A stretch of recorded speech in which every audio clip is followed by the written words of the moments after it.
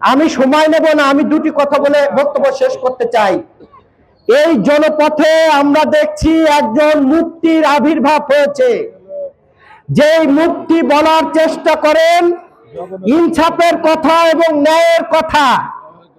আমি একজন রাজনৈতিক কর্মী হিসাবে মুফতি সাহেবের কাছে প্রশ্ন রাখতে চাই। মুফতি সাহেব যেই রাষ্ট্রে বসবাস করেন, সেই রাষ্ট্রের যেই শ্রমিক আইন এবং শ্রমিকের যেই অধিকার, সেই অধিকার এবং আইন আপনি পালন করেন কি না?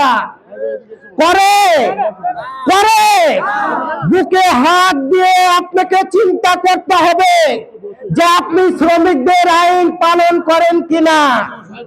ইতিমধ্যে আমরা দেখছি বিভিন্ন জেলার থেকে বহিরাগত সশস্ত্র বাহিনী তারা ঢুকিয়েছে।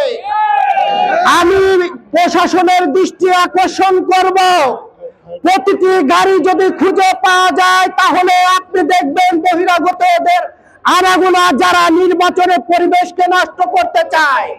আজকে প্রধান অতিথির দৃষ্টি আকর্ষণ করছে, তিনটি থানায় যে প্রশাসন আছে তাদেরকে বলতে চাই যে আপনারা যদি এই কাজ করতে ব্যর্থ হন, সকল দায়িত্ব এই প্রশাসনকে নিতে হবে।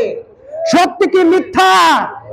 বন্ধুরা, আমরা দেখেছি ইতিমধ্যে আমাদের নেতা কর্মীদের তারা চোখ রাঙিয়ে কথা বলার চেষ্টা করছে। তাদেরকে আমরা বলতে চাই, আমরা শেখ হাসিনাও আমাদের চোখ রাঙিয়ে কথা বলেছিল, কিন্তু শেখ হাসিনা দিল্লিতে আমোদ ফুর্তি করছে। আপনি কোথায় আমোদ ফুর্তি করেন আমি জানি না, সেই জায়গা আপনাকে খুঁজে বের করতে হবে। সত্যি কিনা সিআইপি হয়েছে আওয়ামী লীগের কোঠায়? এখানে আমাদের অনেক বিএনপির বন্ধুরা আছে, তারা সিআইপি হতে পারেন নাই। আওয়ামী লীগের আঁচলের নিচে থেকে দুধ কলা খেয়ে অনেক কিছু দেখিয়েছেন এই জনপথের মানুষকে, আর চোখ রাঙাবেন না, এটা আমার অনুরোধ।